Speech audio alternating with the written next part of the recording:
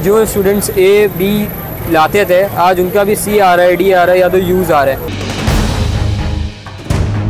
Cambridge ने और British council ने किस हवाले से, किस हिसाब से ग्रेडिंग इस दफ़ा उन्होंने क्या क्राइटेरिया अपनाया है वो समझ से बाहर है।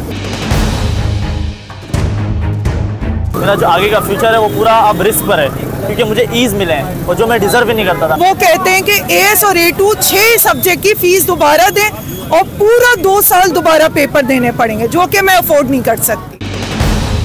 इक्वलेंसी बनने के बाद इसमें हमारा अच्छा खासा जो मेरिट लिस्ट आती है गवर्नमेंट कॉलेजेस वगैरह की, उसमें हमारा बहुत इफेक्ट होता है, हमारा मेरिट गिरता है इस पर। हम लोग मिडिल क्लास माँ बाप हैं, अब जो पेपर्स की रीचेकिंग अफोर्ड नहीं कर सकते।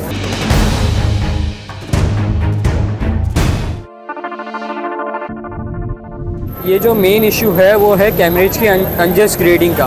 उन्होंने जो इस बार ग्रेडिंग करी है बहुत अनजस्टिस वाली करी है, क्योंकि जो स्टूडेंट्स ए बी लाते थे आज उनका भी सी आ रहा है, डी आ रहा है या तो यूज़ आ रहा है। जो मोस्टली स्टूडेंट है अकॉर्डिंग टू मी वो फेल ही हैं, क्योंकि सब यही मशवरा दे रहे हैं कि आप अक्टूबर नवंबर चले जाएँ, कुछ होने वाला नहीं है। तो इसका हम भी क्या है, और अगर हम रीचेकिंग की तरफ जाते हैं तो मिडिल क्लास कैसे इतनी रीचेकिंग अफोर्ड करेगा, क्योंकि रीचेकिंग भी हाई और 4 तरीके की तो खाली रीचेकिंग है।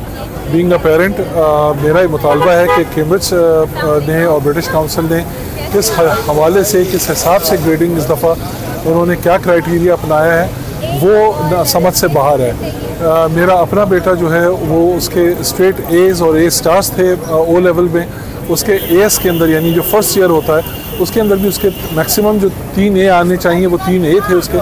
ऑल ऑफ अ सडन उसके जो रिज़ल्ट्स हैं, उसके जो ग्रेड्स हैं वो बहुत ड्रास्टिकली ड्रॉप हुए हैं। और सिर्फ ये मेरे बच्चे के साथ मसला नहीं, तकरीबन 60% स्टूडेंट जिन्होंने बहुत मेहनत से किया था, जिनका प्रीवियस रिकॉर्ड भी जो है वो ऐसा था कि जो बहुत अच्छे ग्रेड्स जो लेके आए हुए थे, वो सब बच्चे बहुत बुरी तरह अफेक्ट हुए हैं। ये है कि इस दफ़ा जो पॉलिटिकल सिचुएशन थी यहाँ पाकिस्तान में 9 से लेकर 12-15 तक की सिचुएशन चली है, बहुत सारे पेपर्स कैंसिल हुए हैं, जिसकी वजह से जो है ये स्टूडेंट्स पे इफेक्ट पड़ा है यहाँ ओवरऑल। और क्या कहते हैं, जो ए स्टार वाले बच्चे थे उनके सीज़ आए, डीज़ आए, यूज़ आए, बहुत से बच्चे। मैं खुद, मेरा पेपर जो था वो बहुत अच्छा गया था। इनफैक्ट मेरे स्कूल के जो मॉक्स थे उनमें मेरे एज़ आए थे, लेकिन जब मैंने CI का पेपर दिया और मेरा पेपर अच्छा हुआ था मेरा, लेकिन जब मेरा रिज़ल्ट आया तो वो अनफॉर्चुनेटली एक D बना हुआ था, E बना हुआ। तो ऐसा मुझे समझ नहीं आ रहा है क्यों पॉसिबल है, ये ग्रेडिंग किस बेस पे दी है उन्होंने, मुझे समझ नहीं आया। एटलीस्ट ग्रेडिंग हमें फेयर दें, क्योंकि हमारे पैसे लगे हैं, बहुत सारे बच्चों का साल ज़ाया हुआ है, बहुत सारे मेरा खुद का साल ज़ाया हुआ है। तो मैं ये नहीं चाह रहा हूँ कि साल ज़ाया हो, जिसकी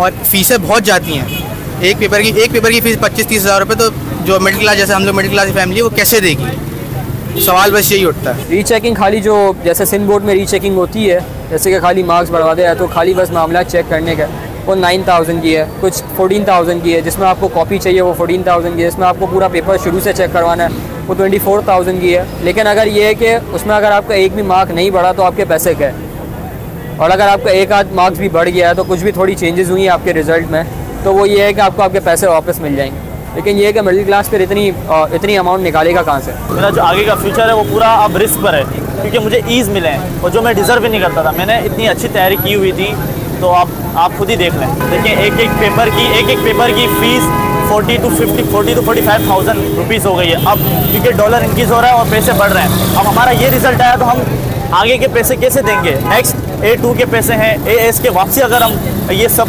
नहीं होता है, फेयर ग्रेडिंग वापसी नहीं होती, सेट नहीं होती, तो हम कैसे करेंगे? एक मिडिल क्लास फैमिली ये वो कैसे कर सकती है?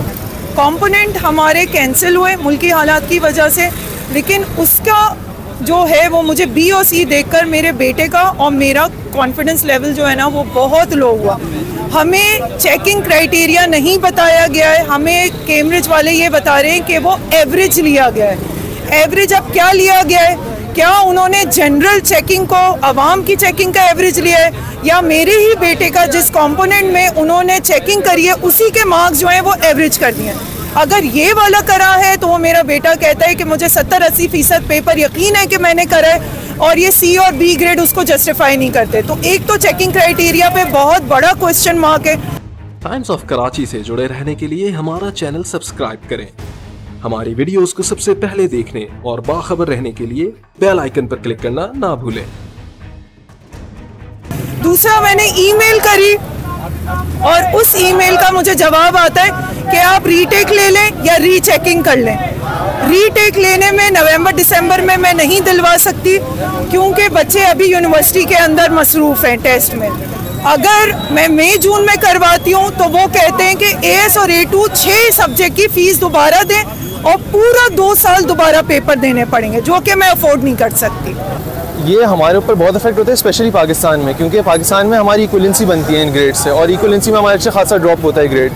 तो O लेवल्स और A लेवल्स पे जैसे AS के बच्चे उनके तो बहुत गिरा है ग्रेड। A2 पे इतना इफेक्ट नहीं आया, लेकिन इक्वलेंसी बनने के बाद इस पर हमारा अच्छा खासा जो मेरिट लिस्ट आती है गवर्नमेंट कॉलेजेस वगैरह की, उसमें हमारा बहुत इफेक्ट होता है, हमारा मेरिट गिरता है इस पर। ये उनका एक स्टैंडर्ड है जिसके अगेंस्ट अब हम कुछ कर नहीं सकते, उनको कुछ कह नहीं सकते, इसलिए हम यहाँ प्रोटेस्ट कर रहे हैं कि किसी तरीके से जो मिनिस्टर्स हैं या जो हायर अथॉरिटी वो हमारी आवाज़ उठाए और उन तक आवाज़ जाए, कोई उनसे बात करे कि ग्रेड्स जो एक बार रिवाइज हो हमारे लिए, क्योंकि हर स्टूडेंट तो अफोर्ड नहीं कर सकता और इलॉजिकल है वापस इतनी फीस पे करना। हम प्रोटेस्ट करते रहेंगे, लेकिन अगर नहीं होता तो एंड में नुकसान तो फिर हमारा ही है, क्योंकि टाइम भी हमारा ज़ाया होगा, पैसे भी हमारे ज़ाया होंगे, हमें रीटेक देने पड़ेंगे। फिर इतना अफेक्ट ये है कि जो जिस बच्चे ने यानी कि पूरा साल मेहनत करी, चलो पूरा साल नहीं, जब उसने पेपर के वक्त भी इतनी मेहनत करी रात रात जाग के, तो उसकी मेहनत तो सारी पानी हो गई ना। उसका खाली यही है कि बस खाली उसके पैसे ज़ाया हुए और कुछ नहीं हुआ। और जो बचता है तो खाली वो यही कहते थे कि आप अक्टूबर नवंबर में री पेपर दे दें। अक्टूबर नवंबर में यानी कि जिन बच्चों को दोबारा पेपर देना होता है वो रीटेक देते हैं अक्टूबर नवंबर में। अक्टूबर नवंबर में जो पेपर में वो फेल हुए वो पेपर दोबारा होते हैं।